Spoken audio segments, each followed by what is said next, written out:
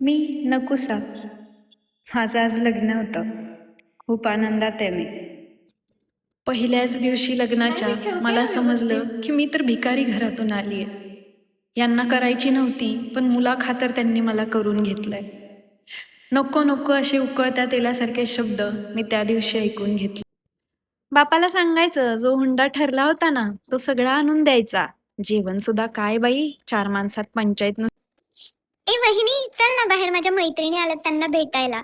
चल ना, मी तुझी ओळख करून देते. आणि पहिल्याच दिवशी मला सांगण्यात आलं की ते हे चालत नाही, खिदळायचं नाही, नजर खाली, डोक्यावर पदर, आणि मगच इथल्या माणसांसोबत बोलायचं. आगाऊपणा खपवून घेतला जाणार नाही इथे. आणि त्याच क्षणी खरंच आईची आठवण झाली त्या रात्रीले. पै पै साठवून माझ्या लग्नाची स्वप्न बघणारा माझा बाप मला त्या क्षणी आठवला. माझ्यासाठी तायडी तायडी करणारी माझी बहीण मला आठवली आणि जाणवलं, हेच बहुतेक सासर होतं.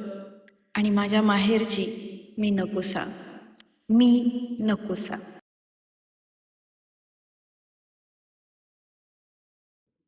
सुनबाई, ए सुनबाई, उठली नाही का काय अजून? आज उठायला उशीर झाला, उद्यापासून लवकर उठेन. हेच ध्यान आमच्या पदरात पडायचं होतं वाटतं. जा, चहा ठेव आणि उद्यापासून लवकर उठत जा. आली मोठी शाणी. आई, चहा पण लग्नातल्या जेवणासारखाच फिक्का आहे, काय त्याला चव धवच नाही. हिच्या बापाने आणि हिने फक्त फसवलंय, बाकी काय नाही आम्हाला. जा, दुसरा करून आण. ते दुसरा बनव. माहेराहून मला कोणीतरी न्यायला येईल, माझी कोणीतरी वाट बघत असेल असं मला रोज वाटायचं. कुठून तरी फोन वाजवेल आणि मला माझ्या माहेरच्यांचा फोन येईल असं वाटायचं हो मला. पण तसं काहीच व्हायचं नाही. एवढं पळत यायला काय झालं? मला वाटलं माझ्या घरून फोन आला. हुंडा राहिलेला असताना तुझ्या घरचे फोन करतील का? एवढं साधं गणित तुला कळत नाही? रोज मी घरी फोन करायचे, रोज मी सांगायचे मला इथं नाही राहायचंय, मला त्रास होतोय, माझं गुदमरतोय जीव इथे, गुदमरतय मला. पण कोणीच ऐकायचं नाही. रोज तीच मारहाण. मी वाट बघायचे, मला कधीतरी माझ्या माहेरी जायला भेटेल. पण कसलं काय.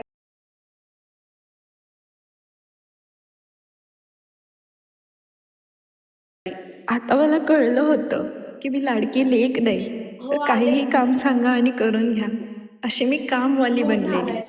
थोडाच वेळ. आणि एक दिवस मी आईला भेटलेच. मला तुझी खूप आठवण येते, मला परत तिथं नाही राहायचंय.